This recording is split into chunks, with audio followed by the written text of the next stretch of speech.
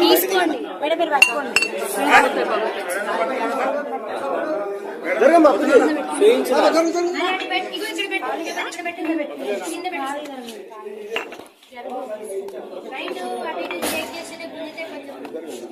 జరగమ్మా ఒకటే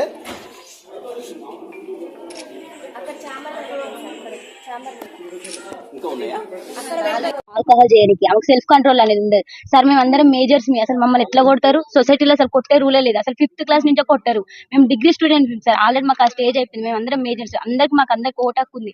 ఆమె అట్లా ఎట్లా కొడతారు సార్? ఇంకోటి మళ్ళీ మా పేరెంట్స్ కూడా రెస్పెక్ట్ అనేది అసలు ఇయ్యదు. మా పేరెంట్స్ ఏం చేసి సార్ ఎట్లా పడితే అట్లా మాట్లాడతారు సార్. అసలు మా మేడంకి అసలు సెల్ఫ్ కంట్రోల్ అనేది లేదు సార్. మా మీద ఎగబడుతుంది అంటే నైట్ టైం ఆల్కహాల్ చేసాం, మా మీద ఎగబడి మమ్మల్ని ఏమైనా చేస్తే మా పేరెంట్స్ సార్ ఆ బాధ. మా పేరెంట్స్ తో కూడా కరెక్ట్ గా మాట్లాడారు సార్. అసలు మాకు కరెక్ట్ గా కమ్యూనికేషన్ అనేది ఉండదు సార్.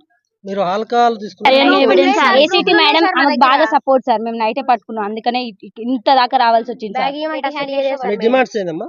మాకు మెయిన్ మా ప్రిన్సిపల్ మేడం వద్దు, ఏసీటీ మేడం కూడా సస్పెండ్ చేయాలి అంతే. మాకు ప్రిన్సిపల్ మేడం అవి ఉన్నాయి కూడా, దొరికినాయి బీర్ బాటిల్స్ రూమ్ సీల్ చేసినాం సార్. ఎన్నడు నైట్ సార్, నిన్న నైట్ అసలు పడుకోలేదు సార్. ఏం జరుగుతుందో అని చాలా భయంతో అసలు పడుకోలేదు. ఎవరు క్యాంపస్ మొత్తం ఒక్కరు కూడా పడుకోలేదు. అందరం భయపడుతున్నాం సార్.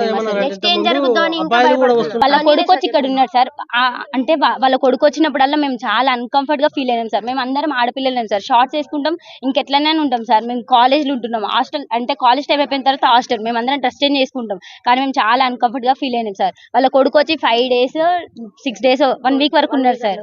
అట్లా ఎట్లుంటారు సార్? అసలు అది రూల్ ప్రకారం ఉండొచ్చా సార్? బయట కూర్చుంటే మమ్మల్ని బయటికి రావద్దనే సార్. 3 years 4 years అయితే ఓకే సార్, కానీ మా ఏజ్ పర్సన్ అట్లా ఎట్లుంటారు సార్ హాస్టల్లో? అమ్మాయిలు అసలు ఇది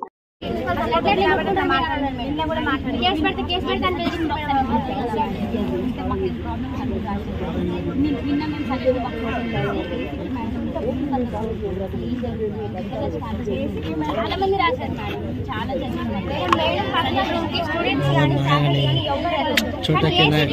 ఏం పని అసలు ఎందుకు వెళ్తారు?